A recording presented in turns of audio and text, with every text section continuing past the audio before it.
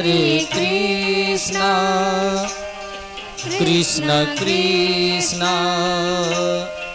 Hare Hare, Hare Rama, Hare Rama,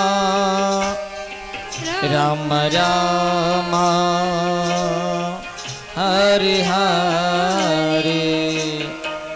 Hare Krishna, Krishna, Hare Krishna, Krishna, Krishna Krishna, Krishna, Hare Hare, Hare Hare Rama, Rama, Hare Rama, Rama, Rama Rama, Rama, Hare Hare, Hare Krishna, Hare Krishna, Krishna Krishna, Hare Hare, Hare Rama, Hare Rama, Rama Rama, Hare Hare.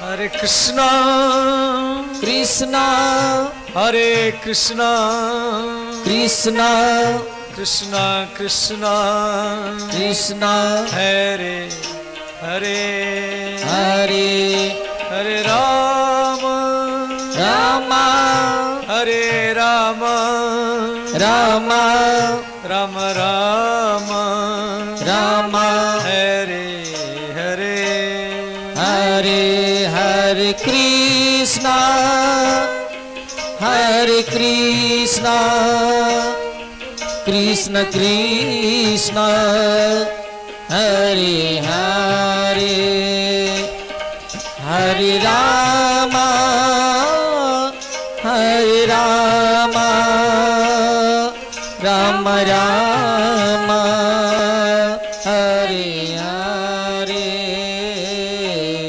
Hare Krishna, Kriyama, Hare Krishna, Krishna, Krishna Krishna, Krishna, Hare Hare, Hare Hare Rama, Rama, Hare Rama, Rama, Rama Rama, Rama, Hare Hare, Hare Hare Krishna, Hare Krishna, Krishna Krishna, Hare Hare, Hare Rama, Hare Rama, Rama Rama, Hare Hare.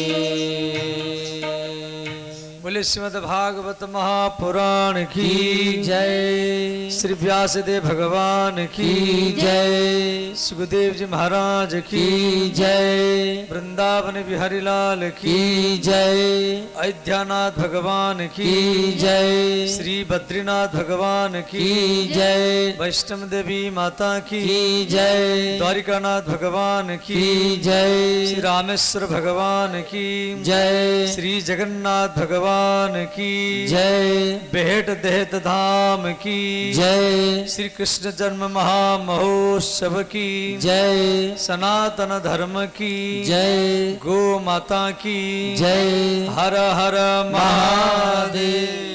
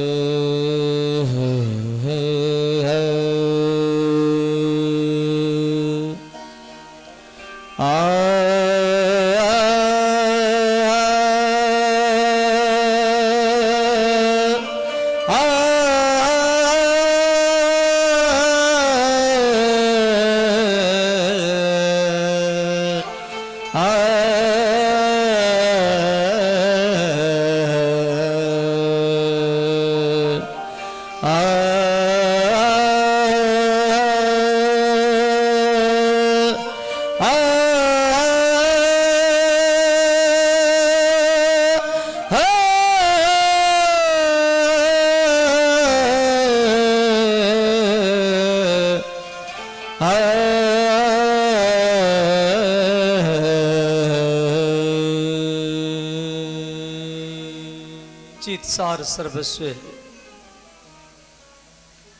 भगवान श्री राधा गोविंद के चरण कमल का ध्यान करते हुए भगवत स्वरूप आप सब श्रोताओं के चरण में प्रणाम है। श्री भाद्र मास में भगवान श्री कृष्ण के जन्मोत्सव उपलक्ष्य बेहट देहत धाम में श्रीमद् भागवत कथा का शुभारंभ आज से हुआ है। कल कलश यात्रा हुआ था। यदि कलश यात्रा में हम नहीं थे फिर भी मोबाइल से देख रहे थे। हमारी सनातन धर्म में कलश रखने का जो उद्देश्य होता है, वेदों में कहा गया है कलशस्य मुखे विष्णु हो। कलश के मुख में भगवान विष्णु रहते हैं और कलश के वो बीच में जो बच्चे सुबह खेल रहे हैं इनको मना करें वहां जाके। कथा के टाइम में बच्चों को वहां से हटा दीजिए, ध्यान देना। कलश के मुख में भगवान विष्णु कंठे रुद्र समाश्रिता। कलश के कंठ में भगवान महादेव रहते हैं। कलश के ऊपर जो नारियल है, वो नारियल में देवी लक्ष्मी रहती है। नारियल को श्रीफल माना गया है। आपके धन को सौंदर्य को बढ़ाने के लिए एक नारियल रखा जाता है। कलश के बीच में जो जल है, जल रखने का उद्देश्य क्या है? ये सप्त समुद्र, सप्त गंगा, चारों वेद, ऋग्वेद, यजुर्वेद, सामवेद, अथर्ववेद, हमारी जो 7 समुद्र है, खारा समुद्र, दूध का समुद्र, दही का, ये सब कलश के जल में निवास करते हैं। और कलश के नीचे जो मिट्टी है, मिट्टी में जो जौ बोया गया है, उसमें धाम का निवास है। जैसे अयोध्या धाम है, वृंदावन धाम है, जगन्नाथपुरी धाम है। धाम उसको कहा जाता है जहाँ मिट्टी प्रधान हो, और तीर्थ उसको कहा जाता है जहाँ जल प्रधान हो। गंगा तीर्थ है क्यों? गंगा का जल ही प्रधान है, परंतु अयोध्या धाम है, वहाँ का मिट्टी प्रधान है। तो हमारी पृथ्वी में जितना सब धाम तीर्थ है, बद्रीनाथ, केदारनाथ, गंगोत्री, जमुनोत्री, ऋषिकेश, हरिद्वार, वैष्णव देवी, अमरनाथ, प्रभास क्षेत्र, कुरुक्षेत्र, रामेश्वर, सेतुबंध, तिरुपति, बालाजी, गंगा सागर, जगन्नाथपुरी, चित्रकूट, पंचवटी, गया, प्रयाग, देवघर, अयोध्या, वृंदावन, इन सबको इन कृष्ण जन्मोत्सव उत्सव पर कलश यात्रा के माध्यम में बेहट देहत धाम में हम सबको आह्वान किए कि जहाँ कथा होती है, भागवत कथा, वहाँ सारा तीर्थ स्वतः ही चले आते हैं। तो कलश यात्रा के माध्यम में इनको स्थापन किया गया। मुख्य जजमान सिर पर भागवत लेकर के पूरा गांव में घूमते हुए भागवत को यहाँ पर स्थापन किए। स्कंद पुराण में दिया गया है, जब माताएं, कन्याएं, पुरुष लोग कलश लेकर के जिस मोहल्ला, जिस गांव, जिस आंगन दे करके चलते हैं, जिस घर के सामने दे करके चलते हैं, जिस गली में, जिस रोड में चलते हैं, वो रोड, वो गली, वो आंगन भी पवित्र हो जाता है। और उन कलश लेने वालों को जो दर्शन करता है उसका सारा पाप भी समाप्त ही हो जाता है श्रोता। और ये सब आप कर चुके हैं, मैं तो थोड़ा सा वर्णन कर दिया। देखो, भागवत कथा हर जगह में नहीं होता है, और ये कथा का उद्देश्य है भगवान की जन्मोत्सव मनाना, श्री कृष्ण के जन्मोत्सव मनाना। इसी उद्देश्य में ही कथा हुई है। उद्देश्य शुद्ध होना चाहिए। हम तो अपने बच्चों के अपने जन्मोत्सव मनाते हैं, परंतु भगवान का जन्मोत्सव के उद्देश्य में रखा गया है। श्रीमद् भागवत में 335 अध्याय है, 12 स्कंद है और 18,000 श्लोक है।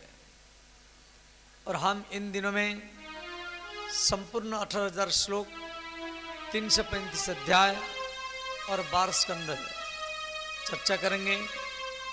और ओम नमो भगवते वासुदेवाय श्री परमात्मने नमः। अथो प्रथम अध्याय है। सब हाथ जोड़ लीजिए, सब हाथ जोड़े, आंख बंद करें, भगवान कृष्ण का ध्यान करें, इस श्लोक को पाठ करें।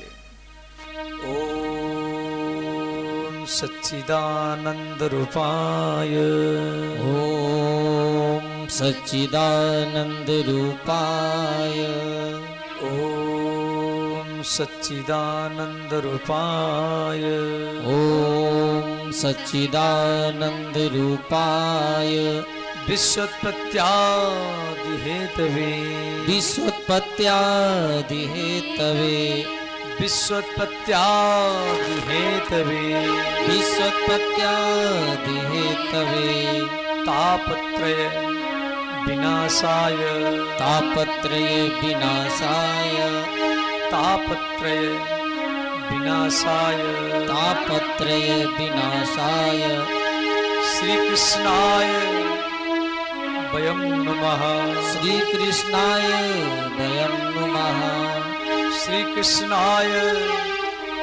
वयं नमः, श्री कृष्णाय वयं नमः। ओम नमो भगवते वासुदेवाय, ओम नमो भगवते वासुदेवाय। सब आँख खोले। ये भागवत के महात्मा का पहला श्लोक है, इसलिए हम इसको पाठ कराया। इस श्लोक का अर्थ है, अनुष्टुप छंद में इस श्लोक को लिखा गया है। छंद और चौपाई, चौपाई माने जो मन के भाव को 4 पंक्ति में, 4 लाइन में प्रकाश करने की विधि के नाम है चौपाई। दोहा, मन के भाव को 2 लाइन में प्रकाश करने की विधि के नाम है दोहा। सरोठा, जिसका अंतिम अक्षर न मिले। छंद माने छुपाना। तो अनुष्टुप छंद में यह श्लोक लिखा गया, सच्चिदानंद रूपाय, सत प्लस चित प्लस आनंद है, इक्वल टू सच्चिदानंद है। सत क्या है? जो कभी परिवर्तन न हो, जो पहले था, अभी है, आगे रहेगा, वो सत्य है। सत सनातन धर्म है। ये सृष्टि नहीं था, सनातन धर्म था, अभी है। ये सृष्टि नहीं रहेगा तो भी सनातन धर्म रहेगा। सनातन धर्म का अर्थ है जिसको मिटाने से न मिटे। सनातन का अर्थ है जिसको मिटाने से, जो इटरनल ट्रूथ हो, जिसको मिटाने से न मिटे उसको सनातन कहा जाता है। इसी तो सनातन नाम किसका है? ना भगवान कृष्ण का है। कृष्ण का नाम ही सनातन है। तो सत्य, सब कुछ सच बोलना है। सत बोलो, सच बोलो और मीठा बोलो और कम बोलो। सच्चिदानंद रूपाय, भागवत का पहला शब्द सत है, इसलिए हमको सच बोलना है और मीठा बोलना है, मधुर बोलना है और कम बोलना है। कुछ लोग सच बोलते हैं परंतु मीठा नहीं बोलते, मधुर नहीं बोलते हैं, वो अकड़ करके बोलते हैं, नाराज होकर के बोलते हैं, इसलिए सामने वाला व्यक्ति उसका बात नहीं मानता है।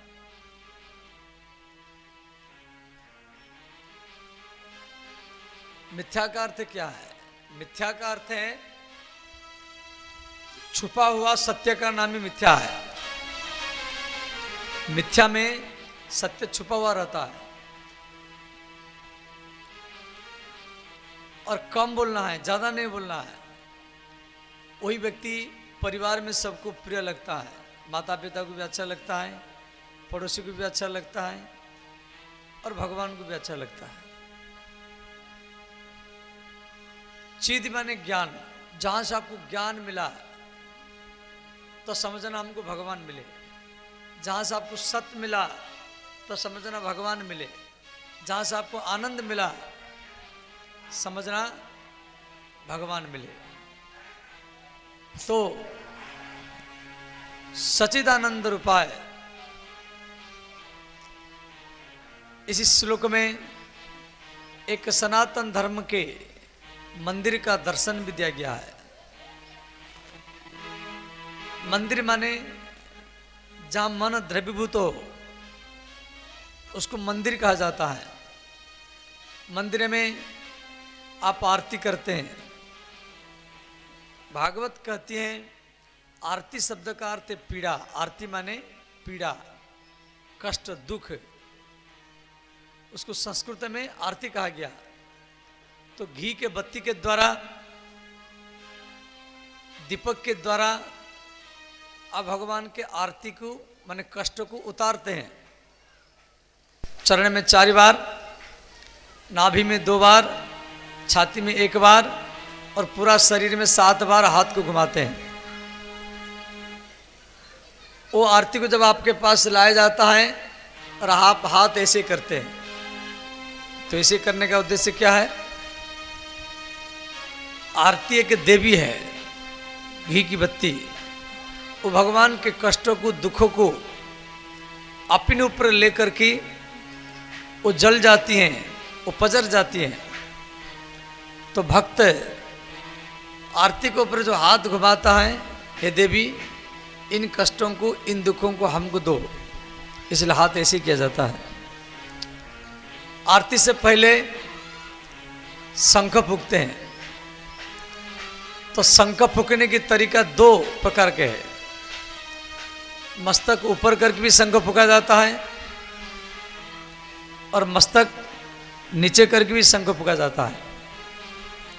जब समाज में शांति स्थापन करना है, समाज में प्रेत बाधा, समाज की रोग नष्ट करना है, तो मस्तक को ऊपर करके शंख फूंकना चाहिए। समाज में कोरोना है, महामारी है, जैसे आजकल गैया को बड़ा रोग आ गया है, अज्ञात रोग, गैया में फोड़ा हो जाता है। तो इस प्रकार के बाधाओं को दूर करने के लिए मंदिर में मस्तक नीचे करके शंख फूंका जाता है। या भूचाल हो, भूकंप हो, अतिवृष्टि हो या बारिश न हो, ये शंख फूंकने की तरीका है।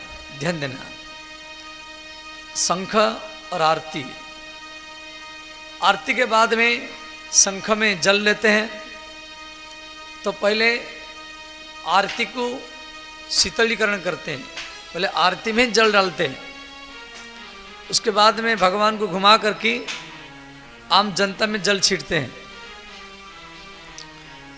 फिर उसके बाद में चरणामृत माने भगवान के चरणों को धो करके, राधा कृष्ण के चरणों को धो करके आप जो जल पीते हैं तुलसी डाल करके, उसको चरणामृत कहा जाता है। तो चरणामृत लेते समय में अंगूठा और तर्जनी दोनों अंगूठा को सटा करके और शेष 3 अंगुली खड़े करके बाएं हाथ के ऊपर दाएं हाथ रख करके या कपड़ा रख करके चरणामृत लेना चाहिए और हाथ को सिर पर से घुमाना चाहिए। चरणामृत लेते समय में जमीन पर नीचे जल गिरना नहीं चाहिए। यदि नीचे जल गिरेगा तो आपको 100% लाभ नहीं मिलेगा, मिलेगा 10% मिलेगा। माने एक सनातन धर्म का जो मंदिर का दर्शन इस श्लोक में दिया गया है। अब चरणामृत हो गया और प्रसाद, प्रसाद किसको बोलते हैं? भोग और प्रसाद में अंतर है। हम जो मंदिर में देते हैं, हम लोग जो मंदिर में देते हैं उसका नाम है भोग, और मंदिर से जो हमको मिलता है उसका नाम है प्रसाद। हम जो भागवत में देते हैं, लड्डू हो, चुनेरी हो, हलवा हो, केला हो, उसका नाम है भोग, और भागवत से जो हमको मिलता है उसका नाम है प्रसाद। भोग और प्रसाद में क्या अंतर समझ गए? कुछ लोग बोलते ना हलवा का प्रसाद चढ़ाओ, नहीं नहीं, ये भूल है, गलत है। हलवा का भोग लगाओ। भोग उसका नाम इसीलिए पड़ा, उसमें आपका भाव छुपा हुआ है, इसीलिए उसको कपड़ा लगा जाता है, ढका जाता है। और प्रसाद इसलिए पड़ा, उसमें भगवान का प्यार छुपा हुआ है, भगवान का दया छुपा हुआ है, इसलिए उसका नाम है प्रसाद। और प्रसाद बांट कर खाना चाहिए, कभी अकेला खाना नहीं चाहिए। प्रसाद को जितना बांटेंगे इतना आपका धन बढ़ेगा। प्रसाद को जो अकेला खाता है, छुपा कर ही खाता है। कुछ लोग होते हैं भगवान का भोग लगा, वो अकेला छुप कर ही खाएं, किसको नहीं दें। तो प्रसाद को अकेला खाने वाला व्यक्ति दरिद्र बनता है। जो प्रसाद को अकेला खाता है वो दरिद्र बनता है, और प्रसाद को जो बांटता है वो समाज में धनवान बनता है। कोई काम करना है तो प्रसाद बांटे। वो किसको बांटो? चींटी को बांटो, चींटा को बांटो, गैया को बांटो, कुत्ता को बांटो, साधुओं को बांटो, ब्राह्मण को बांटो। आप किसी का भी आशीर्वाद ले सकते। आप एक चींटी को प्रसन्न करके भगवान को भी प्राप्त कर सकते हैं। एक ब्राह्मण को, एक साधु सन्यासी को प्रसन्न करके भी आप भगवान को प्राप्त कर सकते हैं। और प्रसाद उसको ज़्यादा मिला, मुझे कम मिला, ऐसा भी सोचना नहीं चाहिए। यदि ऐसा सोचेंगे तो प्रसाद का लाभ नहीं मिलेगा। प्रसाद आपको मिला, आप पत्नी को दो, पति को दो, आप परिवारों को दो। आप उसको जितना बांटेंगे ना, भगवान इतना प्रसन्न होंगे। और इस श्लोक में ये दर्शन दिया जा रहा है, सच्चिदानंद रूपाय। दोस्तों, यूँ तो हमारे स्टॉक मार्केट में सच्चिदानंद रूपाय इन्वेस्टर्स को ब्रॉडली विश्वोत्पत्त्यादि हेतवे देखिए, कुछ नया सीखिए और वीडियो को लाइक करना ना भूलिएगा। तापत्रय विनाशाय। तो हम सबको पता होना चाहिए स्टॉक मार्केट यहाँ पे श्री कृष्णाय इंग्लिश मोड में है, लेकिन ये जो चैनल बनाते हुए चल रहा है, राइट, इस 3 प्रकार के ताप होते हैं, भौतिक, दैविक और आध्यात्मिक। ये 3 प्रकार के ताप होते हैं, भौतिक, दैविक और आध्यात्मिक। भौतिक ताप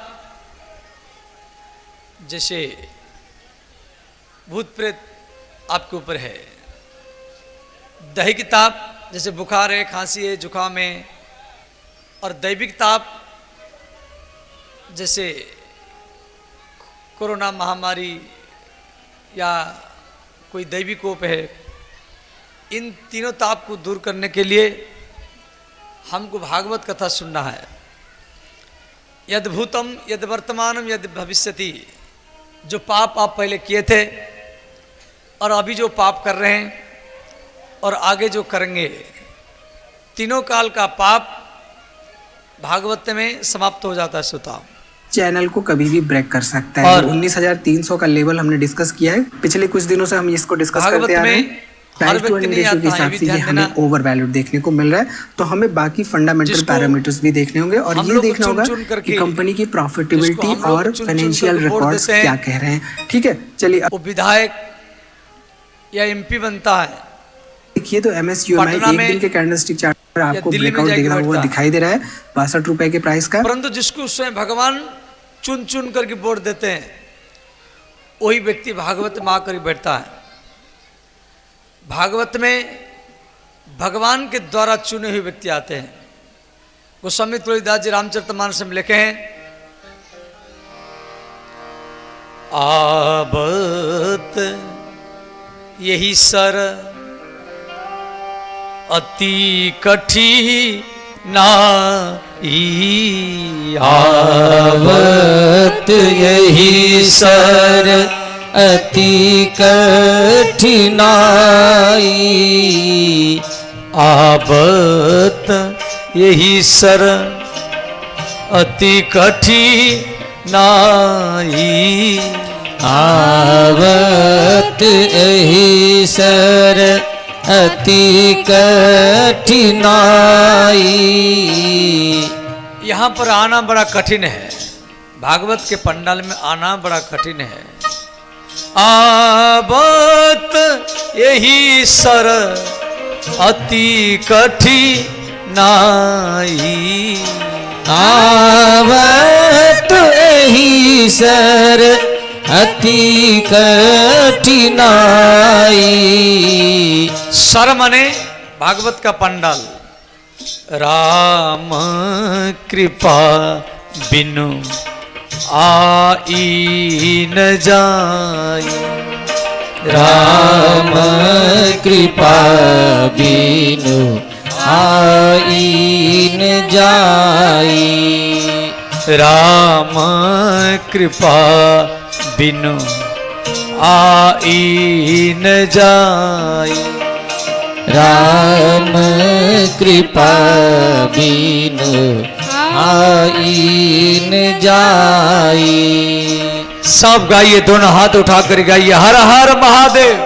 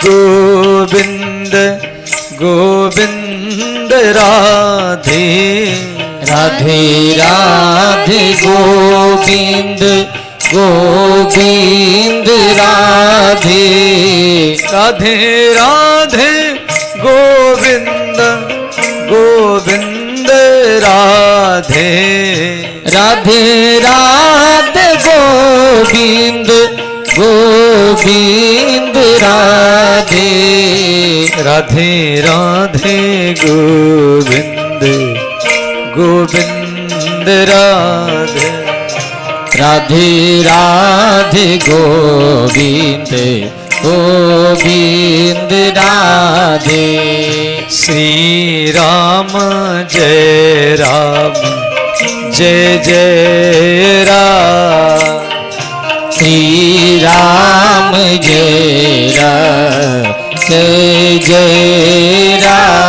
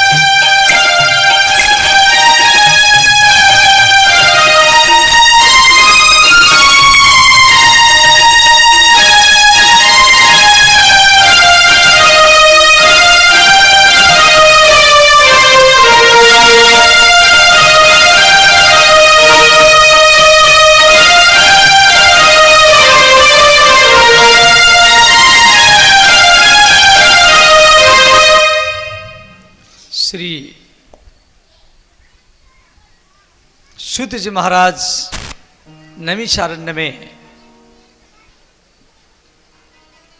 कथा सुना रहे हैं। वही कथा को हम बेहट देहत धाम में श्रवण कर रहे हैं।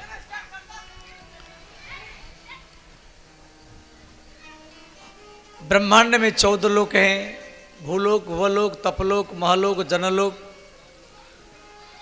ब्रह्मलोक, वैकुंठ लोक और वैकुंठ से ऊपर है गोलोक। गोलक माने गो माता के नाम पर वो लोक बना हुआ है। हमारी सनातन धर्म में गैया के दूध से जो घी बनता है उसी घी को यज्ञ में प्रयोग किया जाता है। भैंस की घी में आहुति देने से समाज में अशांति, टेंशन, झगड़ा होता है। इसीलिए भगवान कृष्ण को गौ माता बहुत प्रिय है और गैया के नाम पर एक गोलक धाम बना हुआ है जो वैकुंठ से ऊपर है। और श्री राधा कृष्ण वहां पर हरदम रहते हैं। तो उसी गोलक धाम में देखो एक सुगा, राधा रानी एक सुगा पालन की थी और उसको हर रोज भागवत के श्लोक वो रटाती थी। इस प्रकार राधा रानी उस सुगा को 18,000 श्लोक रटाई। सुखदेव जी के पिछली जन्म की कथा आप श्रवण कर रहे हैं। जो व्यास जी के पुत्र सुखदेव है वो पिछले जन्म में राधा रानी के सुगा थे, जिसको राधा रानी 18,000 श्लोक रटा करके और गोलोक धाम से पृथ्वी पर भेजा। जब आप जाइए पृथ्वी पर और भागवत धर्म का प्रचार कीजिए। तो वही सुगा जम्मू कश्मीर में अमरनाथ गुफा में एक दूसरी सुगी के गर्भ से अंडा के रूप में जन्म लिया।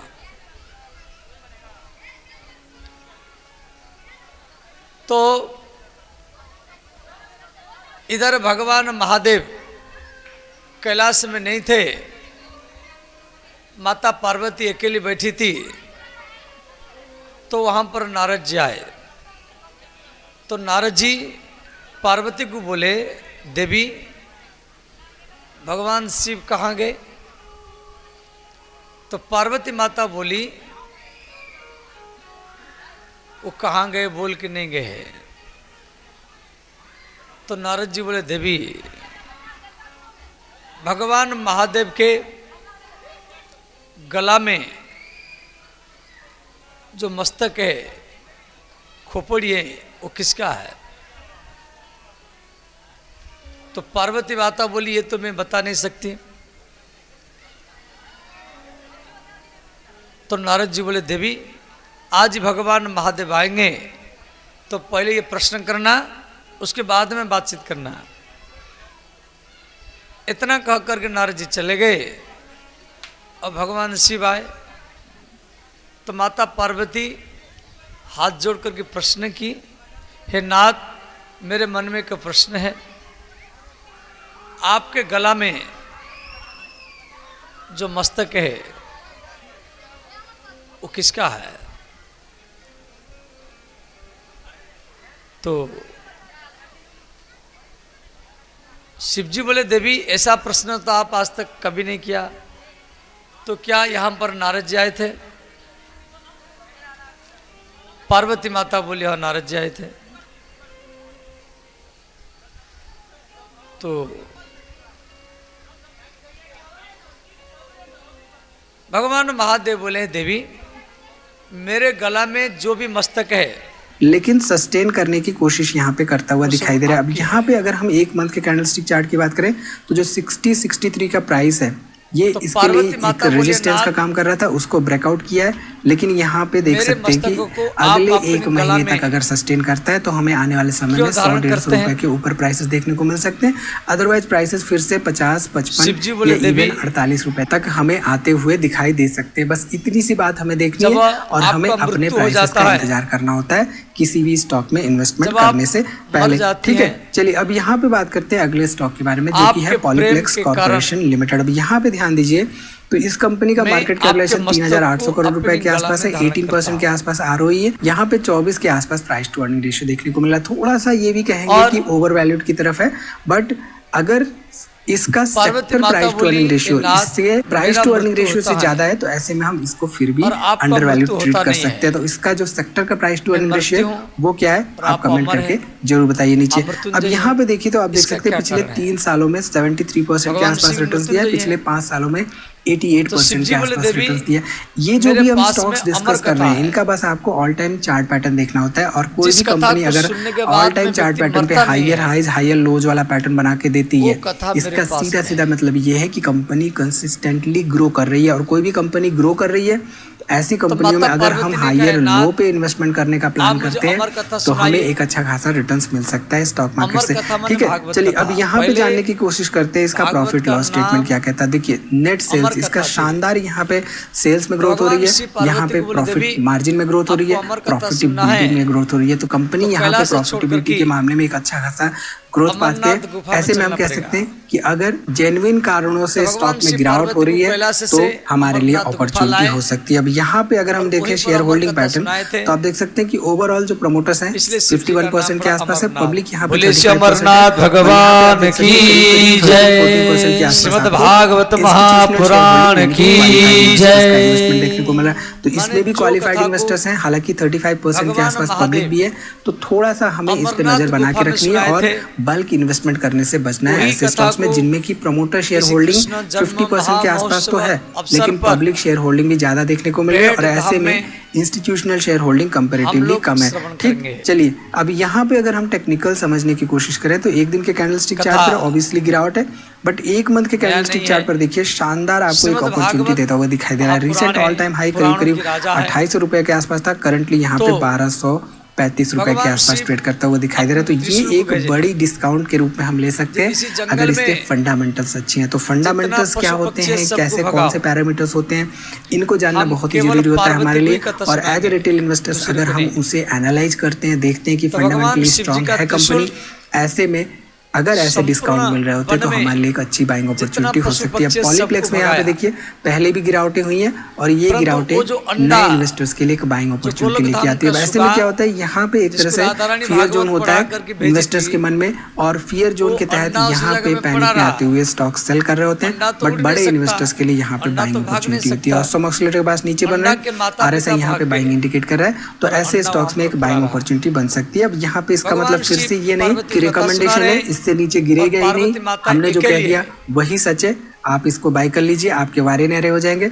इसलिए मैं हमेशा आपसे ये कहता हूँ जो भी हम डिस्कशन कर रहे हैं वो आपके लिए कर रहे हैं, ताकि आप सीखें। हम आपको स्विमिंग करना सिखा सकते हैं, दिखा सकते हैं, बट एक्चुअली में आपको पानी में उतरना होगा और स्विमिंग करनी होगी। अगर आप करना चाहते हैं तो किसी के कहने पर अगर आप इन्वेस्टमेंट करते हैं तो आपको लॉस होने के चांसेस ज़्यादा रहते हैं, चाहे वो कोई भी हो। ठीक है, चलिए अब यहाँ पे बात करते हैं हिमाद्री स्पेशलिटी केमिकल्स लिमिटेड के बारे में। यहाँ पे देख सकते हैं मार्केट कैपिटलाइजेशन करीब 10,000 करोड़ रुपए के आसपास है। 11% का यहाँ पे ROE है और 39 के आसपास प्राइस टू अर्निंग रेशियो चला गया।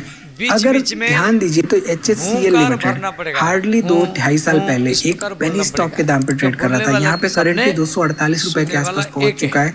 पेनी स्टॉक के दाम पे जब ट्रेड कर रहा था तब कोई नहीं बाय कर रहा था, अब यहाँ पे हर कोई इसके बारे में बात कर रहा है। अब बताइए, आप बताइए यहाँ पे अगर ₹248 के आसपास कोई बाय करता है तो उसको क्या मार्जिन ऑफ सेफ्टी का क्वेश्चन मिलेगा या नहीं? स्टॉक मार्केट में हमेशा मार्जिन ऑफ सेफ्टी बहुत ज्यादा मैटर करता है। और हम यहाँ पे हालांकि देखते हैं कि भाई पिछले 3 सालों में 344% का रिटर्न है, पिछले 5 सालों में 84% का रिटर्न है, पिछले 6 महीनों में ही 164% का रिटर्न है। बट ये डाटा हमें शॉर्ट टर्म लेवरिंग की तरह नहीं लेना चाहिए। ये नहीं देखना चाहिए कि शॉर्ट टर्म में 6 महीने का हमने 160% का रिटर्न दे दिया, ये बहुत अच्छी बाइंग अपॉर्चुनिटी है।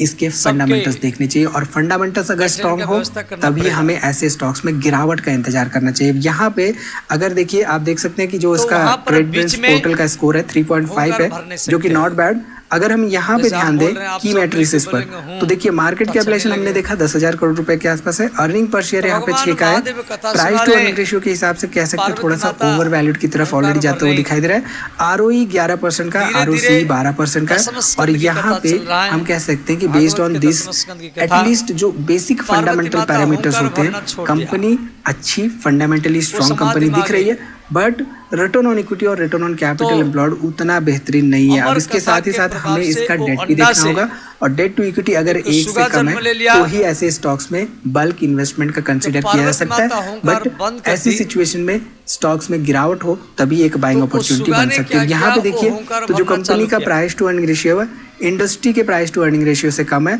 करंट रेशियो बेहतरीन है, डेट टू इक्विटी रेशियो 0.38 है, तो डेट की वजह से फेलियर के चांसेस कम है। नेट प्रॉफिट मार्जिन जो इसका हिस्टोरिकल नेट प्रॉफिट मार्जिन आ रहा है पिछले 3 सालों का, उससे ज्यादा है। अगर हम इसके कॉन्स देखने की कोशिश करें तो यहाँ पे आप देख सकते हैं कि एवरेज रिटर्न ऑन इक्विटी पिछले 3 सालों का इसका केवल 5% के आसपास रहा है। अब ध्यान दीजिए ROE करेंटली 10-11% का तो दिख रहा है, लेकिन एवरेज पिछले 3 सालों का केवल 5% के आसपास है। तो यहाँ पे ये बात भी आपको ध्यान में रखनी होगी जब भी आप इसमें इन्वेस्टमेंट करने का डिसाइड करते हैं। यहाँ पे कैश फ्लो स्टेटमेंट देखेंगे तो आपको ईयर ऑन ईयर यहाँ पे फ्री कैश फ्लो बहुत अच्छा नहीं दिख रहा है। और वहीं पे अगर हम प्रॉफिट लॉस स्टेटमेंट की बात करें तो आप देख सकते हैं कि कभी इसके सेल्स में गिरावट हो जाती है, कभी सेल्स में एकदम से अच्छी खासी ग्रोथ हो जाती है, कभी प्रॉफिटेबिलिटी में गिरावट हो जाती है, कभी प्रॉफिटेबिलिटी में ग्रोथ हो जाती है। तो केमिकल सेक्टर एक ऐसा सेक्टर है जिसमें कि कई सारे फैक्टर्स होते हैं जो कि इफेक्ट करते हैं स्टॉक के मूवमेंट को, तो हमें उस बात पे भी ध्यान लेके चलना होता है जब भी हम केमिकल स्टॉक्स में इन्वेस्टमेंट करने का डिसाइड करते हैं। अब यहाँ पे अगर हम देखें शेयर होल्डिंग पैटर्न तो प्रोमोटर्स 45% के आसपास हैं, पब्लिक यहाँ पे 51% है, और यहाँ पे केवल और केवल 3-4% के आसपास ही इंस्टीट्यूशनल शेयर होल्डिंग यानी कि क्वालिफाइड इन्वेस्टर्स का इन्वेस्टमेंट देखने को मिला। तो जो प्राइसेस है 250 रुपए के आसपास जो पहुंच गया है वो किसने पहुंचाया है, ये थोड़ा सा हमें उस बात पे ध्यान रखना होगा। पब्लिक शेयर होल्डिंग बहुत ज्यादा है और पब्लिक में से भी बड़े खिलाड़ी हो सकते हैं जिन्होंने की स्टॉक के प्राइसेस को अप्रिशिएट करा है। अब ऐसे में आपको ये देखना होगा कि HSCL लिमिटेड कंपनी कर क्या रही है, इसका बिजनेस सेगमेंट क्या है, आने वाले समय में क्या ग्रोथ आपकी का स्कोप पत्नी के है, गर्भ और में ऐसे स्टॉक्स में गिरावट के इंतजार के साथ ही हमें हमारा शत्रु इन्वेस्टमेंट है, करने का डिसाइड करना चाहिए। उसको ठीक है, आई निकालो, थिंक यहाँ हम पे आपको मारेंगे। हिंट मिल रहा होगा कि कैसे आप सीख रहे हैं, कैसे आप कॉन्फिडेंट बन रहे हैं। देखिए, ब्याजी स्टॉक बोले मार्केट क्यों इन्वेस्टमेंट मारेंगे? में कॉन्फिडेंस शिव जी ही बोले मैटर देखो, करता है, और हमें कॉन्फिडेंस के अमरनाथ साथ में पेशेंस अगर हमारे पास आ जाता देवी है तो पार्वती हम को स्टॉक अमर कथा मार्केट में सुना रहे थे। प्रॉफिटेबल जरूर से ये जरूर छुप रह करके सकते सुना हैं। है। ठीक है, चलिए यहाँ पे टेक्निकली आप देखिए तो एक दिन के कैंडलस्टिक चार्ट पर आपको तो एक ब्याज अच्छा जी खासा बोले, एप्रिसिएशन दिखा रहा है। एक मंथ के कैंडलस्टिक अमर चार्ट की बात कथा करें सुनाए तो तो जो अमर हो पिछला गया, ऑल मरेगा टाइम हाई नहीं। था करीब 178 180 रुपए के कैसे मरेंगे आसपास, आप? उसको अच्छे खासे तरीके से ब्रेक किया और यहाँ पे सस्टेन तो करने शिव की जी कोशिश ध्यान कर में रहा है। तो देखे, इस महीने में अगर सस्टेन कर लेता है जो तो भगवती आपको राधा प्राइसेस यहाँ पे 300 350 इवन 400 रुपए के आसपास गोलोक तक धाम से भी जाते हुए इसी दिखाई दे सुबह को सकते भेजा है हैं। अगर पृथ्वी पर। गिरावट होती है तो फिर से प्राइसेस 120 रुपए तक भी आ सकते हैं। ये तो सुखदेव इफ के रूप में जन्म एंड लेगा। बट स्टॉक मार्केट में अगर हम इन दोनों भगवान बातों का ध्यान महादेव रखते हुए आशीर्वाद सारी देकर प्रोबेबिलिटीज ध्यान को हो गए। स्टडी करते हुए इन्वेस्टमेंट तो वो करते हैं सुगा। तो यकीन मानिए हम भी प्रॉफिटेबल ब्याज जी की इन्वेस्टर पत्नी जरूर के से गर्भ जरूर में बन सकते हैं। यहाँ पे RSI ओवरबॉट जोन की तरफ आता 12 हुआ दिखाई दे रहा वर्ष है तक और समॉक्सिलेट के पास ऊपर बन रहा है, कलम तो थोड़ा सा तक्रात्रेण। रिस्की हो सकता है, जिस बात का हमें ध्यान लेके चलना चाहिए। अब ये जो गिरावट हुई थी 2020 के कलम बाद से यहाँ पे जो तक्रात्रेण। appreciation हुआ है और समॉक्सिलेट के पास नीचे आ गए थे, RSI यहाँ पे बाइंग मार्केट कर रहा पंचरात्रेण था। तो जिन्होंने बुधबुधं। 20-25 रुपए 30 रुपए पे बाई किया उनको ऑलरेडी स्टॉक मार्केट से पिछले 2-2.5 साल कोई में भी ही बालक 8 गुना रिटर्न्स मिल रहा है। माँ के 8 गर्भ गुना में 10 गुना रिटर्न्स जब बहुत 5 बड़ी दिन का बात होता होती है। है, अच्छे से अच्छे तो बड़े से बुद्धि के बड़े समान होता दिक्कत जो होते हैं वो 8 10 10 दिन गुना में बेर 15 के गुना समान 20 होता गुना रिटर्न्स के लिए तरसते 20 रहते दिन हैं। में और ऐसे में अंडा अगर के समान कोई होता है। स्टडी करके जब बालक स्टॉक्स को माँ बाई के करता गर्भ में है एक तो यहाँ महीना पे का होता है। HCL जैसे स्टॉक्स से भी उसका 8 गुना 10 खोपड़ी गुना बनता है, रिटर्न्स मस्तक आराम बनता से है। पा सकता है। ठीक है, चलिए अब महीना यहाँ में पे बात करते हैं IDFC एक फर्स्ट कन्या बैंक होगी। लिमिटेड के बारे में। अब या इसका पुत्र मार्केट होगा, कैपिटलाइजेशन मालूम पड़ देखिए तो जाता है। 62,000 करोड़ रुपए के आसपास है। तीसरा रिटर्न ऑन चौथा इक्विटी महीना में 11% का है। प्राइस टू अर्निंग हाथ रेशियो पैर यहाँ बन पे जाता 22 के है। आसपास आते हुए देखने को मिल रहा है। 5वां बैंक महीना में सेक्टर, बालक को बैंकिंग माँ के सेक्टर घर एक में ऐसा भूख सेक्टर है लगता जिसमें है। कि पिछले 2-3 सालों में भोजन कौन ऑलमोस्ट कराएगा? सभी स्टॉक्स में बहुत तो अच्छा उसका जो खासा हमें नाभि नाड़ी अप्रिसिएशन है, देखने को मिल चुका है ऑलरेडी। ऐसे माँ में के घर बैंकिंग में खुला सेक्टर में रहता है। कभी भी आपको गिरावट नाभि देखने को मिल दरवाजा माँ सकती के घर में है, उस खुला बात पे भी रहता हमें है। ध्यान लेके चलना है। अगर जो माँ बैंकिंग खाती सेक्टर है, में गिरावट होती है तो IDFC भोजन बैंक में बच्चों भी को मिल करेक्शन जाता है। आ सकता है। हालांकि जरूरी नहीं 6वां महीना कि में सेक्टर में गिरावट हो तो माँ के स्टॉक्स में भी दाएं गिरावट हो। कोख में अगर स्टॉक्स वो में कभी-कभी उस लात मारता पोटेंशियल है। पे अप्रिसिएशन नहीं हुआ है माताओं जबकि को अनुभव होता सेक्टर है। में ऑलरेडी हो चुका है, 7वां महीने में अगर महीना सस्टेन में कर लेता है तो आपको प्राइसेस यहाँ पे 300 350 इवन 400 रुपए के आस कभी कभी बेहोश हो जाता है। क्यों? पेट की अग्नि उसको जलाता है, मलमूत्र के कीड़े उसको काटते हैं। बालक माँ के घर में उल्टा रहता है, मस्तक नीचे की ओर पैर ऊपर की ओर रहता है। इस प्रकार 9-10 महीने के बाद में जन्म लेता है। परंतु सुखदेव जी माँ के घर में 12 वर्ष तक रहे। आकाशवाणी हुआ, सुखदेव आप माँ के घर में छुप गए। तो 12 वर्ष के बाद में सुखदेव जी जन्म लिए। बोलिए सुखदेव भगवान की जय, श्री व्यास नंदन भगवान की जय। साधारण तो कोई बालक जन्म लेने के बाद रोता है, परंतु सुखदेव जी जन्म लेने के बाद रोए नहीं, वो सीधा खड़े हो गए। क्यों? 12 वर्ष के थे। अपने हाथ में नाभि नाड़ी को काट दिए और जंगल की ओर भागे। तो पीछे पीछे व्यास जी जा रहे। हे पुत्र रोते हुए, यम प्रभजंतम अनुपीत अपीत कृत्यम दैपायन विरह कातरा जुहाबो पुत्रीति तन्मयतया तरवभिनेदु तम सर्वभूत हृदय मुनिमान तस्मि। सुखदेव जी जा रहे हैं, व्यास जी हे पुत्र कह कर गिरो रहे। व्यास जी कह रहे, पुत्र, जो माँ आपको 12 वर्ष तक गर्भ में धारण किया, एक दिन अपने माँ को तो मुख दिखाओ कम से कम। फिर भी सुखदेव जी पीछे नहीं किए मुख। अंतिम में व्यास जी बोले, अपनी माँ को नहीं दिखा रहे तो हमको तो दिखाओ, हम आपके पिता होंगे। फिर भी सुखदेव जी मुख नहीं घुमाए। उसी जंगल में कुछ स्त्रियां जो देवलोकों की स्त्रियां थी, वो एक नदी में वस्त्रहीन होकर के नहा रही थी। सुखदेव जी जा रहे हैं। सुखदेव जी वस्त्रहीन है क्योंकि उनके शरीर में कोई कपड़ा नहीं है। और ये स्त्रियां उनको देखकर के बाहर आ गई। अब यहाँ पे बात करते हैं अगले स्टॉक के बारे में। ब्याजी जा रहे हैं। ट्रेंड्स पोर्टल का स्कोर है ब्याजी का 3.5 पड़ा है, रखे। जो कि नॉट बैड। तो ब्याजी अगर को हम देख यहाँ पे करके ध्यान उसके दें बाद जल के की मीटर पे मैट्रिसेस चलेगी। पर, तो देखिए मार्केट कैपिटलाइजेशन हमने देखा ब्याजी 10,000 करोड़ प्रश्न रुपए के किए, आसपास है। अर्निंग पर शेयर यहाँ पे देवी 6 का है। हो। प्राइस टू अर्निंग मेरा पुत्र रुपए के सुखदेव आसपास जो वस्त्रहीन उसको है, अच्छे खासे तरीके से ब्रेक किया उसको और देख यहाँ पे करके तो सस्टेन आप चल करने के की बाहर कोशिश आ कर रहा है। गए। तो इस महीने में अगर सस्टेन और कर मैं एक लेता है, वृद्ध व्यक्ति हूँ, अर्निंग रेशियो यहाँ पे 22 के आसपास मुझे आते देख हुए करके देखने जल को के मिल भीतर रहा क्यों चल है। गई? बैंकिंग सेक्टर एक ऐसा सेक्टर है जिसमें कि पिछले 2-3 तो सालों में स्त्रियां बोली ऑलमोस्ट सभी स्टॉक्स कि में व्यास, बहुत अच्छा खासा हमें आपका अप्रिशिएशन पुत्र जो देखने को सुखदेव मिल है, चुका है ऑलरेडी। ऐसे में उसको बैंकिंग स्त्री पुरुष सेक्टर का में भेद कभी ज्ञान भी मालूम आपको नहीं है। गिरावट देखने को मिल सकती स्त्री है। कैसी होती उस है, बात पे भी हमें ध्यान लेके पुरुष चलना कैसा होता है। है, अगर इस बात का बैंकिंग उसको सेक्टर में जानकार गिरावट नहीं होती है तो आईडीएफसी बैंक में भी परंतु करेक्शन आपको आ तो सकता है। जानकार हालांकि है। जरूरी